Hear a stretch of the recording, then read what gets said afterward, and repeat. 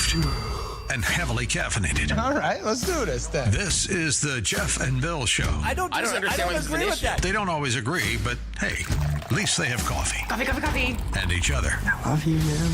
God help us. I want to bless him. We need all the help we can get. Now here's Jeff Hunt and Bill Thorpe. The Jeff and Bill Show on News Talk 710 KNUS.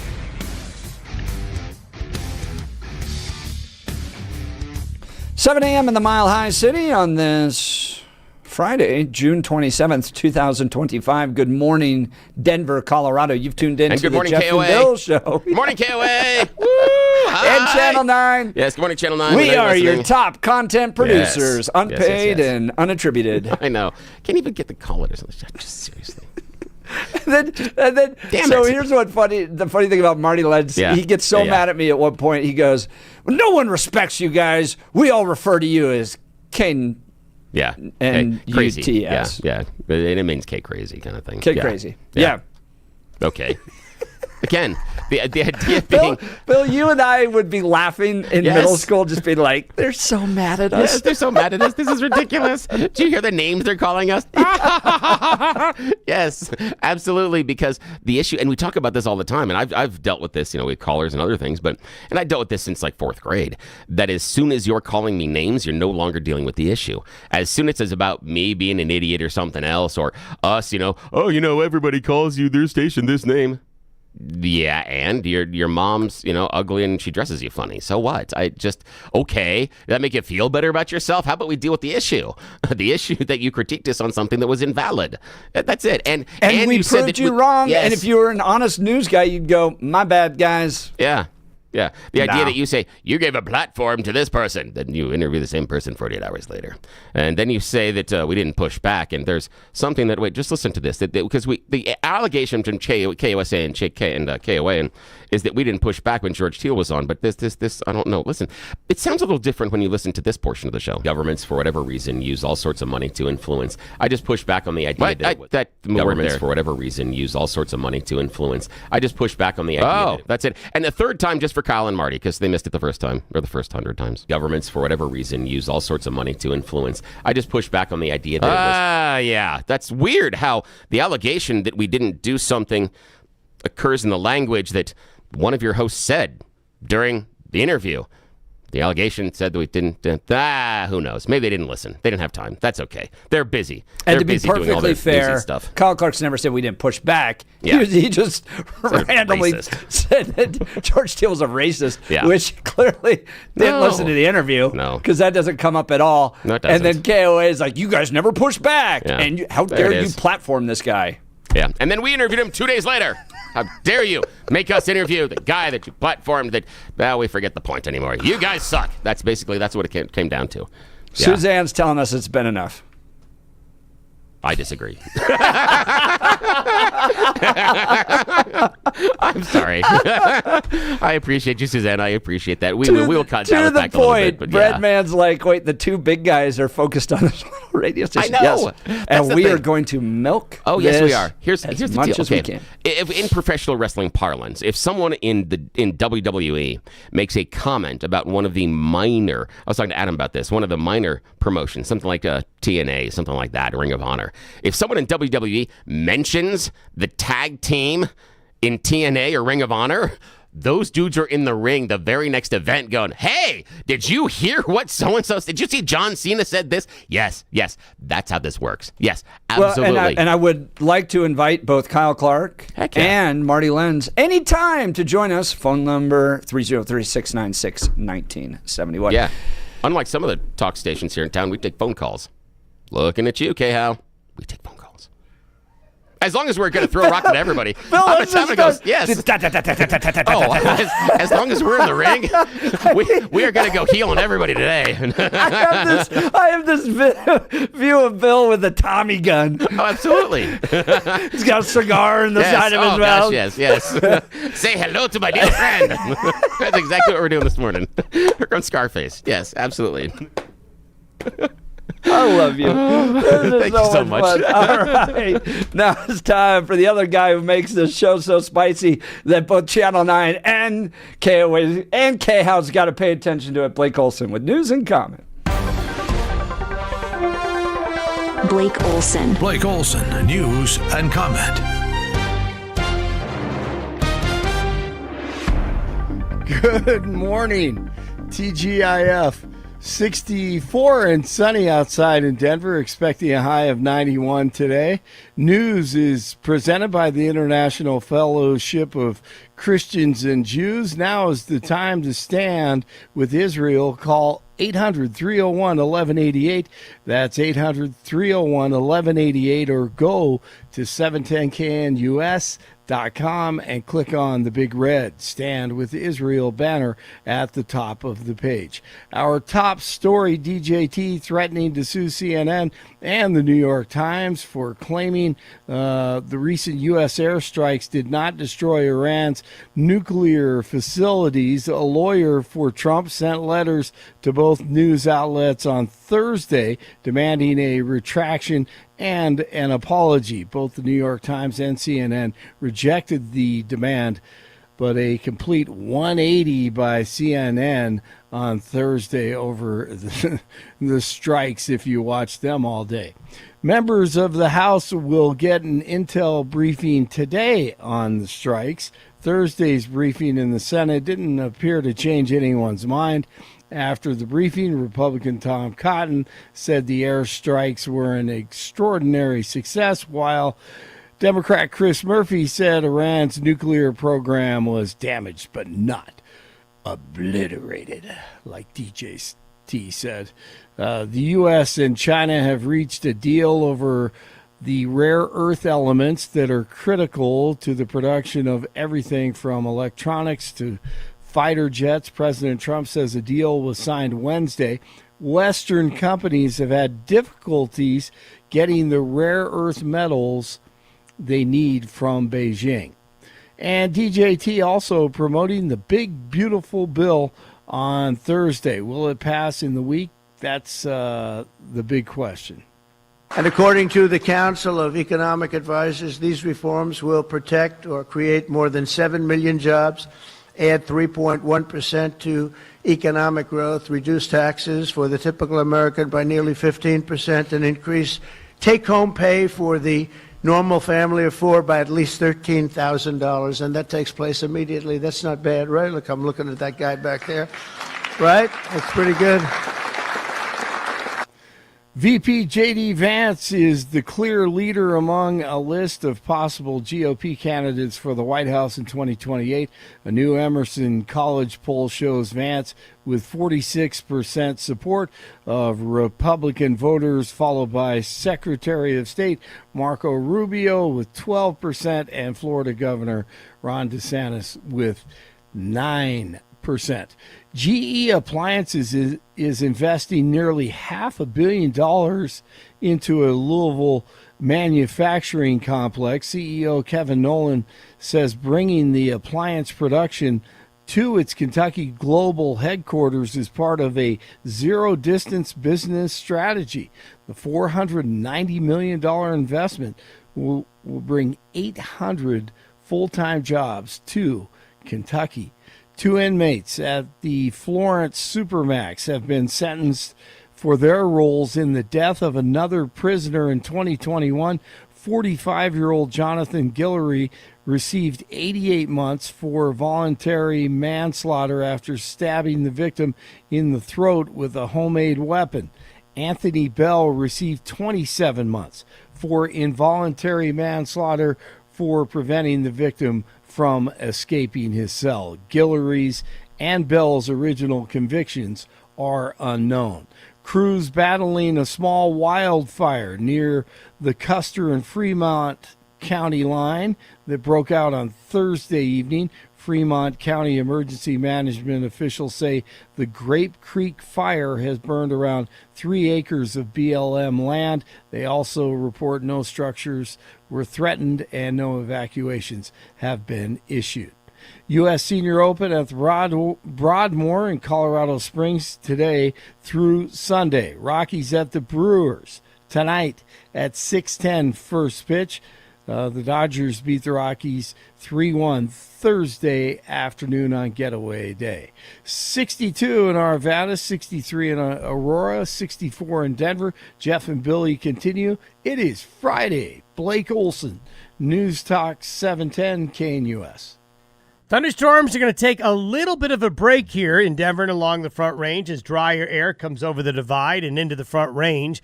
Sunny, mid to upper 80s today. Sunny, 85 to 90 for Friday. Lower to mid 90s Saturday. Today through Saturday, likely dry. Upper 80s Sunday with thunderstorms returning. More thunderstorms likely next week. Weather, sponsored by Colorado's Best Roofing, reminding you to protect your home from the harsh Colorado weather and schedule your free no-obligation roof inspection today at roofingcolorado.com. That's roofingcolorado.com. Meteorologist Don Day in the 710 KNUS Weather Center.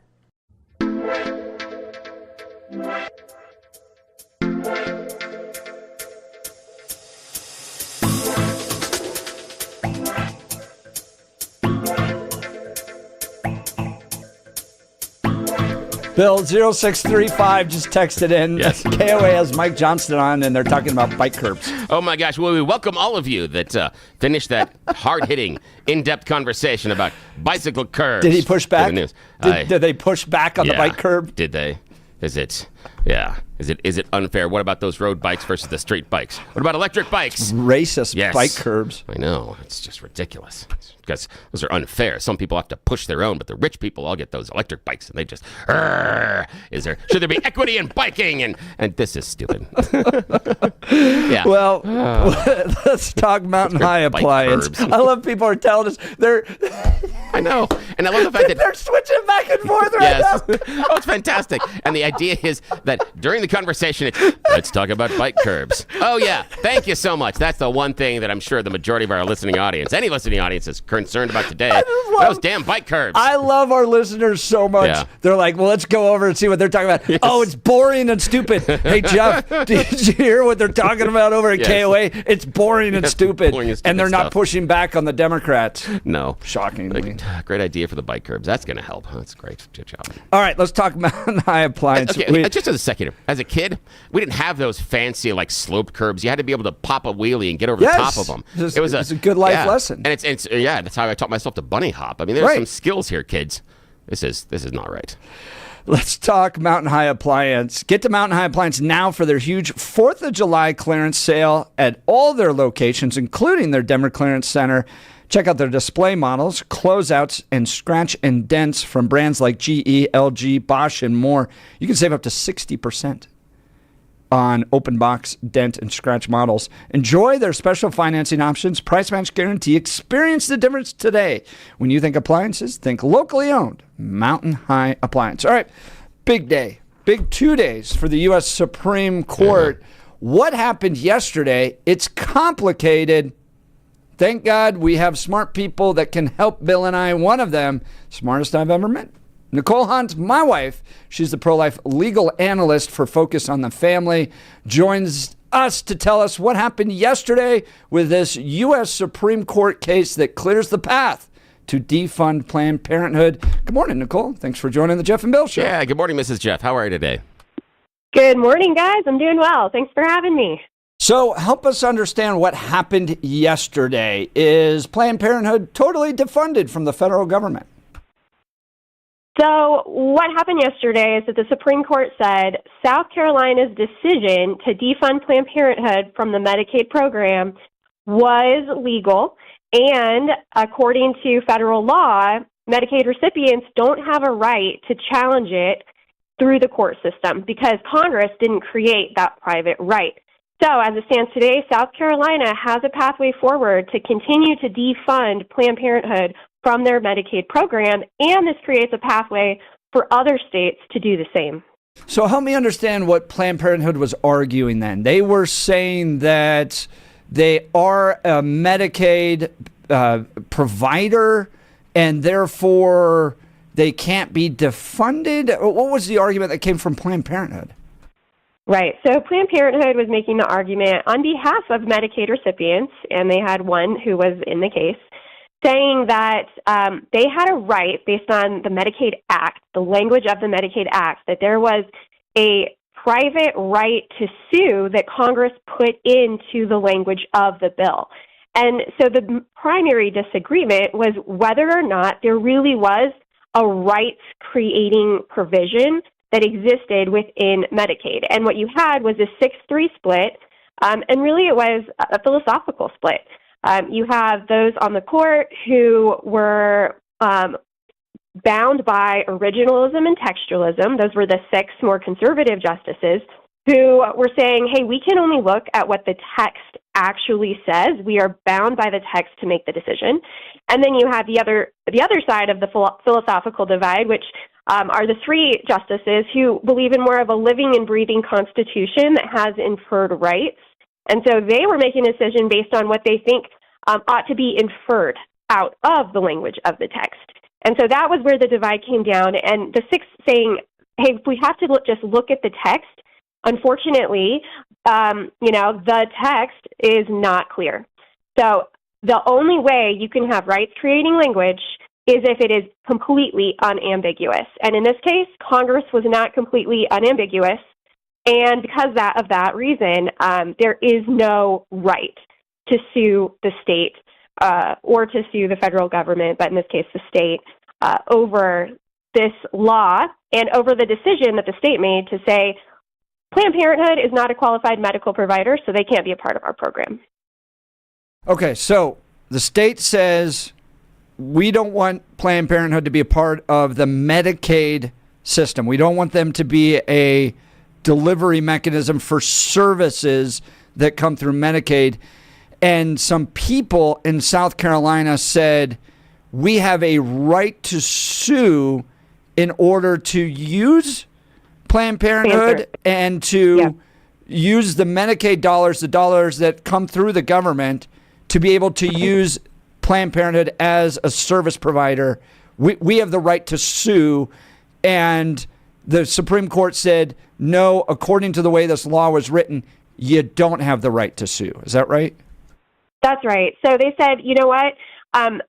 Because the enforcement here, what we have is a contract. It's the federal government saying, hey, if you want this money, you have to agree to these terms. And the state says, okay, we'll agree to the terms. So the only way, so the 2 parties there are the federal government and the state. So the only type of enforcement that can happen is between the federal government to the state. So, for example, HHS could try to hold them accountable and say, you're not allowed to disqualify Planned Parenthood because Planned Parenthood provides abortions and you don't want the money to go to companies that provide abortions. But in this case, HHS hasn't done that. But the point is that the argument is, well, if the federal government wants to try to enforce particular provisions, they can.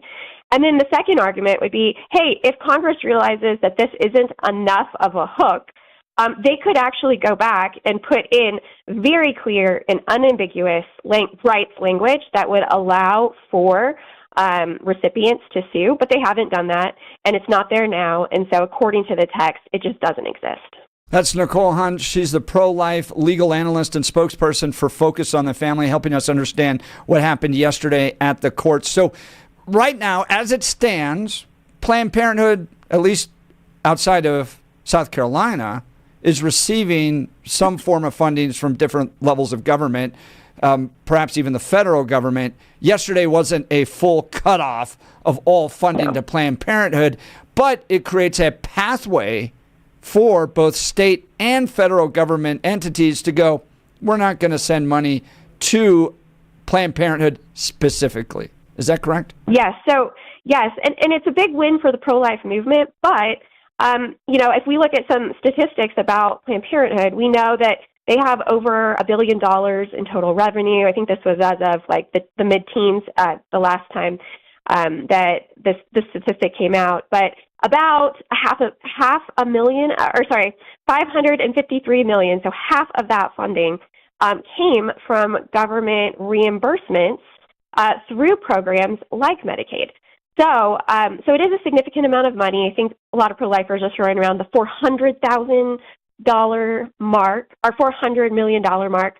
But yeah, it is a good amount of money, and so it is going to stop taxpayer dollars going to subsidize abortion providers in the state of South Carolina. And if other states decide that they want to replicate that model, they actually have model legislation. And most importantly, they know that they're going to be protected from, lawsuits by activists, abortion organizations who are trying to keep that funding. That's the pro-life legal analyst for Focus on the Family, Nicole Hunt. If that last name sounds familiar, yeah, that's Mrs. Jeff.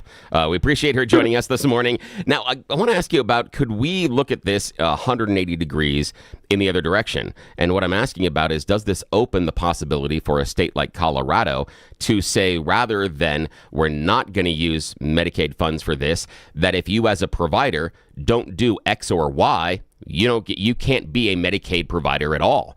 You may not be using Medicaid funds to do things like abortions at your practice or transgender surgery on minors. But could Colorado come in and say, if you as a provider don't do that, we now are going to restrict any Medicaid funds that can be allocated to you based on our choices? Would that be acceptable as well based on this ruling?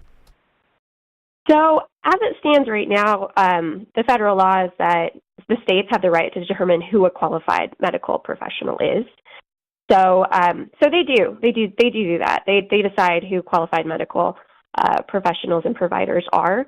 And what Section 1983, which is what we're talking about, it's a federal law that will allow people to sue, but you have to have a very clear right to do that.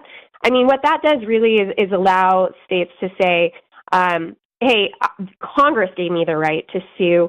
You can't just sue because you disagree with a state's decision. So just because the state decided, well, you're not a qualified medical provider, that doesn't necessarily mean you can sue. You have to still have that specific right that Congress creates. And it's very interesting because Justice Thomas, actually, he had his own concurring opinion where he actually encouraged that Section 1983, which is where you are allowed to sue if Congress creates that unambiguous right, he actually argued that it's actually become much more broad and comprehensive than it was ever intended to be. So he called for people to consider bringing more cases that are related to Section 1983 with the idea that we should narrow the impact of this law because he believes that, it's just been blown out of proportion and people use it frivolously to try to challenge laws that they disagree with, where really there is more leniency for the state to be able to decide particular aspects of that policy provision. Now, if the states are allowed, and this is Nicole Hunt, a pro-life legal analyst, Focus on the Family, and the wonderful and talented Mrs. Jeff. So if you want to know why Jeff, so well-kept and always dressed so well, she's responsible. All right. So now the other thing is, because all wives are responsible for making us husbands look good. Okay. Now, does this possibly, Nicole Hunt, open up an increase of the politicization of federal funds? If these states, based on how they feel, decide, no, we're going to restrict federal funds going towards this provider or in this angle, the idea of abortion here, could, again, somewhere like a California, Colorado, some of the more liberal states, take this as an example and say, well, obviously, based on our state politics, we now have the ability to restrict and choose who receives these state allocations. Does this in turn, and where I'm going with this is, we talk about the idea of block grant funding, how that seems to be a solution on the Republican side of the aisle. Does this turn around and have the idea of that block grant funding become even more politicized if states are given this kind of leeway about choices where funds aren't even going to directly support the activity they're against, they can just cut off that organization or provider? Does this politicize those funds, in your opinion? Yeah. Yes, I think it can. The dissent talked about that, and also the majority addressed it as well. And their argument is that there is alternative enforcement options, that the state has an administrative process for providers to challenge things that can be reviewed by the state courts. And then also there are existing remedies, other remedies, that if what already exists is not sufficient, that Congress can create new ones. So it really is a balance of enforcement costs and benefits. And what the majority says is that it's a policy question for Congress, not the courts. So their argument is this ought to play out in Congress by the people and their representatives, not by the courts. And so it really was, I talked about that philosophical decision. It really did come back down to the idea of the separation of powers, of federalism, of originalism and textualism versus a more judicially determinate decider who is acting in how they feel is the best interest for social policy. And that's how the breakdown was between the justices, the conservatives wanting to err on the side of let's put this back to the people and to Congress to decide these policy decisions versus we're going to create policy. Oh, Nicole Hunt, you were just singing my song there. That's one of the things I didn't know if we were going to be able to get into. But I did. While I could, I sort of disagree with the decision. I see why they came to it. But I believe this was a win for federalism. That regardless of whether you agree or disagree, the court was basically saying Congress has the power to affect this change if they want to, and they need to. This is not the purview of a bunch of people in black robes deciding what this policy is. Congress has the power. So for me, even if our listeners, if you disagreed with this decision, understand that at the core, the court was just saying Congress needs to take that power. Now, fingers crossed between Jeff Hunt, Nicole Hunt, and myself that we're going to continue on this line of deferring back to Congress and saying, if you want to change this thing, but we'll see. It works so well over there. Great ideas are always passed. That's Nicole Hunt. She is a spokesperson for Focus on the Family, writer for the Daily Citizen. You can follow her at x.com/Nicole Hunt, x.com/Nicole Hunt. Big decisions coming out today. Talk why today is a big day. I think it's the last day of the session. Could we see possibly even a decision on birthright citizenship? Yeah, what is the one, if you had to guess it, Nicole, if you were thinking about it, Nicole Hunt's the pro-life legal analyst, Focus on the Family, and wife of the lovely and talented Jeff right here as well. So now what we're looking at is... Well, thank you for calling me lovely, Bill. See. The thing is, here's the idea. Here's the reason why. Okay, that goes back to, again, it's a phraseology that I've used since high school. I had a teacher that always talked about, and again, this is an all-guys high school at the time, the lovely and talented so-and-so. Yes. Yeah, so it's something that we used all the time. So I fell into the old speech patterns there. Now, here's the idea. Now I've totally lost my train of thought. Look what we did. Big decisions. What narrow gauge. Decision it's does narrow she gauge see the train coming? jump the track. Yeah. What's the one, if you had to put, what's the one that has the potentiality to create the biggest splash? What's the one that we should be focused on? And then what is a smaller one that you think people aren't focused on, but they should be? What's that one we really should be paying attention to that we're missing? So, okay, well, we've got 6 cases that the Supreme Court could rule on today. Trump v. Casa was on the emergency docket, so it's possible it doesn't come down today. It doesn't necessarily have to, but it is the last day of the term, and Chief Justice announced that yesterday, so we know that a majority of the 6 remaining ones will come down today. I mean, obviously, Trump v. Casa, Trump v. Casa, which is regarding the birthright citizenship case, it's going to be huge. What's interesting is the legal scholars that I follow think that it's possible that that decision may come from the chief.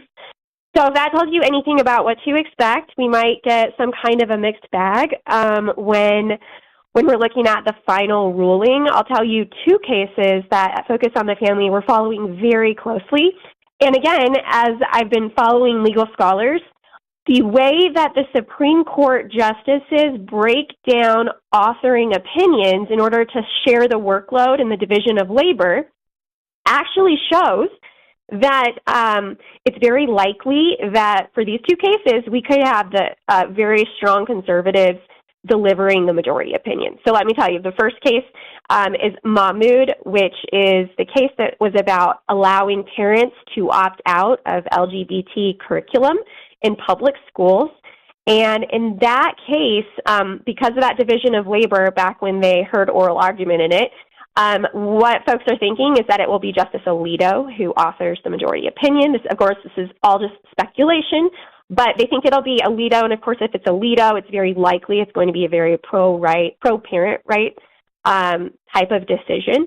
And then the second case that we're following is Paxton case, which was out of Texas, the age verification requirement for pornographic websites. And again, based on division of labor between the justices, it's very likely that Justice Thomas could be the author of the majority opinion for that case.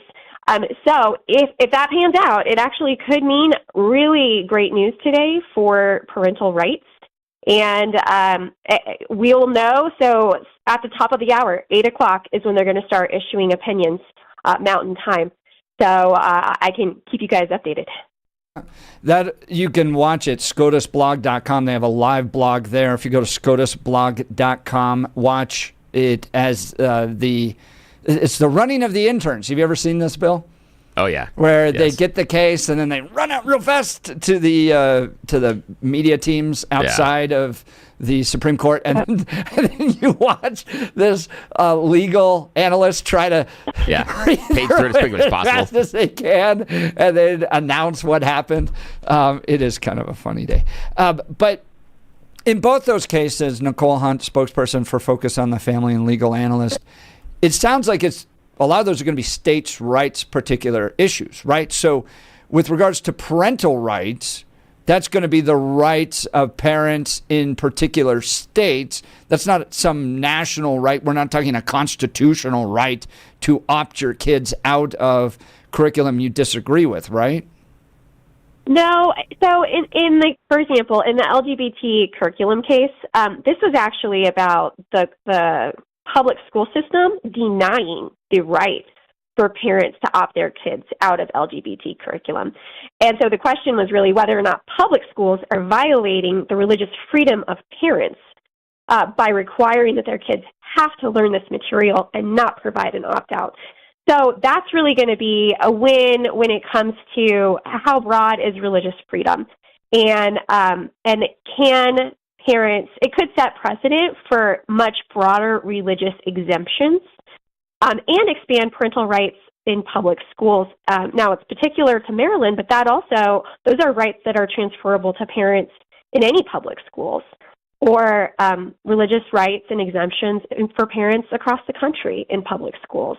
So there are implications that can be nationwide. Well, the case itself is very particular to Maryland. And then for Texas, actually, it's very interesting because this is about a Texas state law that requires these pornography websites to use age verification so that they can protect kids from accessing porn. Well, if this law is upheld as being, narrow and specific and not violating rights, that means for the state of Texas, they can keep their law. But it also means we have model legislation that other states can replicate in order to protect kids from pornography online. But could Colorado, for instance, just go, we're not going to require age verification? Like, I'm wondering about the broader impact, because when the left seems to win at the Supreme Court, it's a national right. Now, all of a sudden, state laws across the nation are changed and adjusted. I'm thinking Obergefell, for instance. Now you have a right to gay marriage that is going to supersede all other states. It seems like, particularly in the pornographic case, another state could go, well, we don't see it as damaging as Texas does. No age verification. Is that the right read? That's right. Okay. That's right. So it's based on each state's preference. So I will say, we don't always have like-minded federal House and Senate and administration, but it also creates a pathway forward for a federal law. So if there was enough consistency in opinion and support, it is something that could pass at the federal level as well, which would have national implications. They're so good at passing things at the federal level. I'm sure that'll get through. But I bring this up, too, because look at the overturning of Roe v. Wade. That didn't make a national right to life. That just said states could do what they want with abortion law. So it seems like with a conservative court, you get states the rights to do what they want. With a progressive court. Which is the argument for federalism, right? That's where you can work things out in a representative democracy. Did it work in this state? Do we want to replicate it in our state? Which is really what our founders had in mind, was when they thought about federalism, is being able to test out these different theories and for people to be able to live and according to the laws that they want to live by. Should see what our conversations are like around the dinner table about living in Colorado. All right. That's Nicole Hunt, my wife, spokesperson for Focus on the Family. She's a legal analyst and writer for them and writes at the Daily Citizen. Great news outlet for a Christian conservative perspective on the news. But give her a follow at x.com/Nicole Hunt. Thank you for helping us understand all these legal cases and their impact and what could be coming. Appreciate your time this morning. Yeah, thank you. All right, thanks for having me, guys. Have a good day. Let's talk about L&L Heating and Air Conditioning. It's going to be hot. 92 today, 94 tomorrow, 88 on Saturday. So we're getting into the mid-90s on Saturday. Very hot. L&L Heating and Air Conditioning delivers quality. I'm going to take a moment of personal privilege, Bill. Yeah. Because we signed up with another company to provide services, and we were on this like annual club membership. Yeah. Okay. Okay. Yeah. So I called. This is a different company than L&L Heating and Air Conditioning. I tried to call them to cancel yesterday. Oh yeah, and I am on my fourth phone call and waiting for somebody to call me back because the people I called would not just cancel the little club membership to have someone come out and service your AC. Oh wow. Okay. So I just want to compare this, and I'm going to give them like a few more days before I actually name this company. Okay. And then I'm going to shame the crud out of them. Okay. But I want to compare that with L&L Heating and Air Conditioning. Yeah. I called them. They came by on a Sunday with no trip fee, no emergency charges, fixed the issue we had, and then called to follow up to make sure everything was going great. Wow. Okay. So we went with one of those big corporate brands originally and got this like little deal that they were going to come out and service us and it was going to be a discount and all that stuff. I can't get out of it. The customer service is terrible. Wow. Like I might have to file a Better Business Bureau complaint against them. Ooh. All right. I want to compare that with L&L Heating and Air Conditioning where I can call the owner. They have somebody visit our house on a Sunday, even though I didn't ask him to. I'm like, guys, just can wait till Monday. No, we're on our way. And didn't charge you for Sunday. No dollar trip fee, $0 trip fee. On a Sunday. No emergency charges. Yeah. Your family's hot and sweaty. And it is an emergency to the kids and to the parents that are hearing the kids. But you guys could have waited to Monday to avoid that emergency trip fee. But they don't charge that. I just didn't want somebody to work on a Sunday. I'm like, you guys, you don't need to. They don't charge emergency trip fees. They came out there on a Sunday. Yes. Yeah. And compare that with these corporate HVAC guys. I mean, it's night and day. Yeah, I'm totally so different. happy with L&L Heating and Air Conditioning. I strongly recommend. Listen to some of the deals they got going on right now. Free programmable thermostat or carbon monoxide detector with new furnace or air conditioner installation. Price match value guarantee. Free estimates. Licensed and insured 5-year labor warranty. Everything in our house works great. Love this company.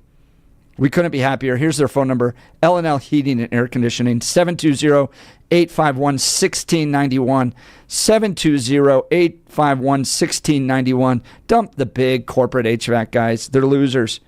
It's all about money. They don't care at all about you. But with L&L Heating and Air Conditioning, they deliver personal results. Here's their website, bestdenverhvac.com, bestdenverhvac.com. That number again, 720-851-1691. All right, join the conversation. Big decisions out.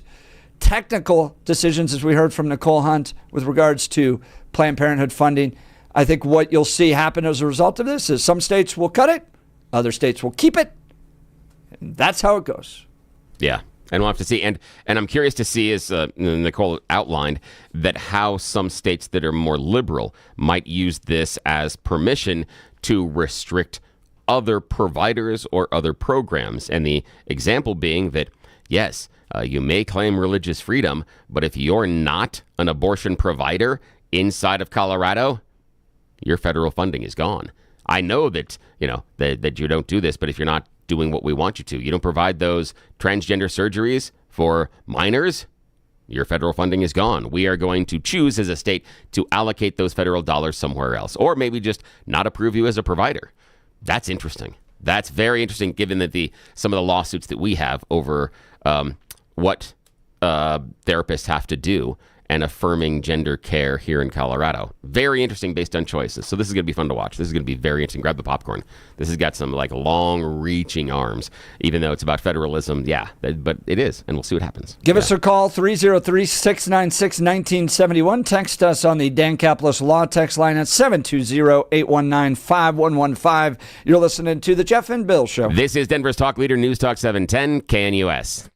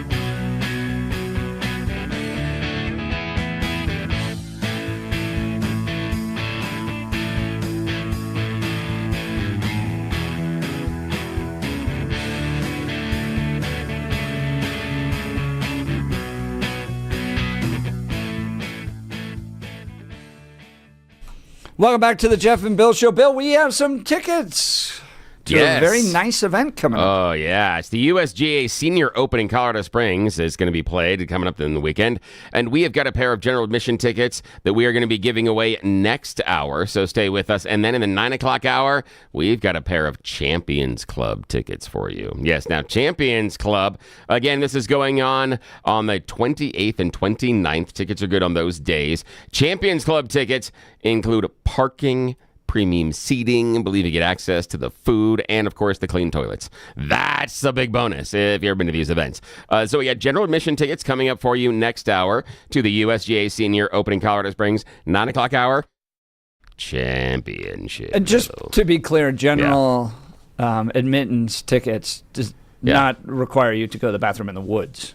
Well, you could, but, I'm just saying. I'm not sure the Broadmoor is going to allow that to happen. No, I know. But I'm just saying that this is the Broadmoor, and I'm just saying that what the regular riffraff is going to go to at the porta potties, you have those other level club tickets. Gets you to another level. Yeah, there'll be scented oils and potpourri inside there. There might even be a dude handing the towels. I don't know. I'm just saying they're going to do that thing right because you're with all the high rollers. So we got a pair of regular gallery tickets for people like me, and then, because Jeff hangs out with the high rollers, for someone like him, we've got the Champion Club tickets. So we're giving those away in the 9 o'clock hour, the gallery tickets next hour. So hang with us. Well, if you're looking for a good lunch place to eat, especially this weekend, got to go check out Black Eyed Pea of Colorado. Absolutely love this restaurant. Ate there this week for only $17. Got a great lunch, sweet tea, and Southwest chicken wrap plus fries.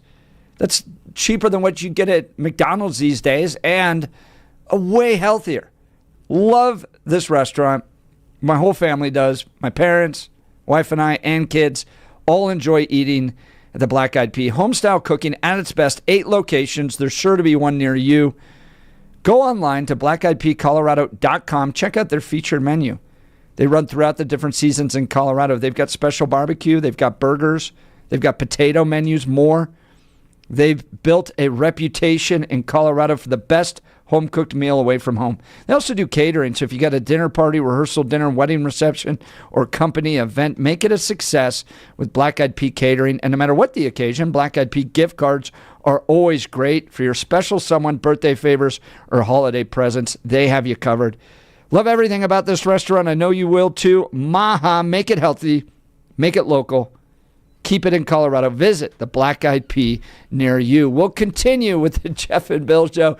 And Donald Trump's new approved portrait going down at the state capitol. And as a result, they now want to pull down all the president's portraits. The weird thing is his eyes follow you as you walk around the room. That's the weird part. That's the weird thing. Yes. You're listening to Jeff and Bill. This is Denver's Talk Leader, News Talk 710 KNUS.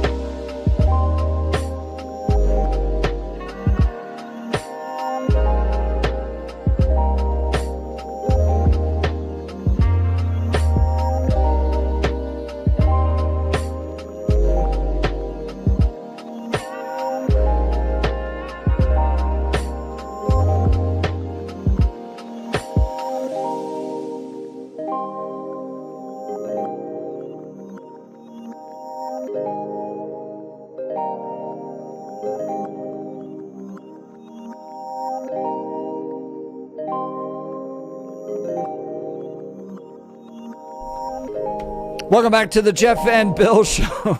There's a new portrait down at the Colorado State Capitol. Yes, there is. DJT in the White House donating. Because if you remember, Trump not happy with the portrait that the Republicans paid $10,000 to put up there. And granted, I didn't think it was that good. It makes him look chubby. But Trump wasn't happy about it, so they took it down. There's a new one, and it's classic Trump compared to all the rest of them. I don't know. Have you seen it? No, I have not seen the picture yet. He's like glaring. Yeah, I've got the link there in the spreadsheet on 18. But it's classic Trump. He's got the stern mug shot face, but it doesn't look anything like the other portraits that are down there. Right? Oh, really? Yeah. Now it stands out. So guess what the state capitol's thinking of doing? Yeah. Taking them all down. I see the picture. He's kind of orange, honestly. I mean, if that's the one you donated, he's kind of orange. Oh, that's the one he wants. And he's got the stern look and, all that stuff. So, but I just find it hilarious that now they're like, well, I guess maybe we'll just replace them all with governor portraits now. Man, I would. This is where I would have been in trouble, though. Is I would have gone down there and just, you may not like the portrait. I'd have put googly eyes on all of them. Just little stickers. The problem is, it's difficult for me because I don't want to put it directly on the painting. I don't want to ruin the painting per se. Right. But you want to have some fun. But that's what I want to do. And I'm just universally across all the presidential. Do you remember when Progress Now put a portrait of Vladimir Putin up? Yes, I do remember that. Again, and they snuck it in via staffer and all that stuff.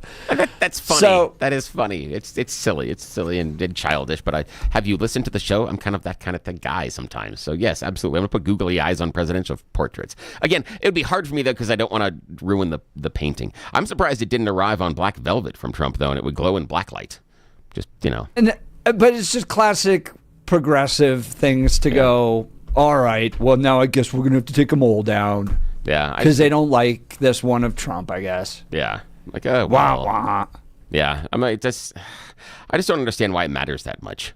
This just seems like of all the things that we're upset about. Because Bill, this is where they all work. Yeah. So what? So what? There's a painting of my stupid face on the wall here that I dislike. I'm just like, that's stupid, but it's still, that's what they did. I'm like, okay, fine, whatever. Your face is up there. Pete Boyle's face, other faces are up there. Yeah. I'm just like, it doesn't matter. This is such a little thing. Give me the idea to put some googly eyes. Hey, I would be. It could only improve the picture. You can that and a clown hat on top is only an improvement, my friend. Only an improvement. And that's the thing is, I'm not mad about this. This is why is this such an issue for both sides of all the things? Let him donate the painting. Put the painting up. Who cares? Yeah, who cares? Just go right ahead. Now we're going to take them all down. Take them all down because I don't like this one. Shut up. Let's just deal with it. There are things that happen in our lives all the time that you don't like. Deal with it. So what? This is the thing that we're going to have to take down all the paintings and put up all the coins of governance just to prove a point that we're not going to have Donald Trump up there. It's a bunch of children, a bunch of childish behavior. This is silly. I'd expect this from fourth graders. not of elected officials, not people that are full-grown adults that actually should have, jobs and functioning frontal lobes. But no, we're mad about this. This man hurts my feelings. Shut up. Keep the painting. This is dumb. This is silly. I'm just going to let you go. That is great. It's stupid. I'm with you on that one. Yeah, of all the issues to be mad about. In a state where Democrats have total control. Yeah. Tell you what, total control. Raise money. Put the painting on the front of T-shirts and sell them. Raise money. Do that. We need to fill a hole in the budget. Do something with this. Sell off the presidential paintings. Do something. This is stupid. All right. In the next hour, we're going to be joined by Deep Singh Badesha. He's a progressive political strategist. We're going to talk about this New York mayor's race. You're listening to The Jeff and Bill Show. This is Denver's talk leader, News Talk 710, KNUS.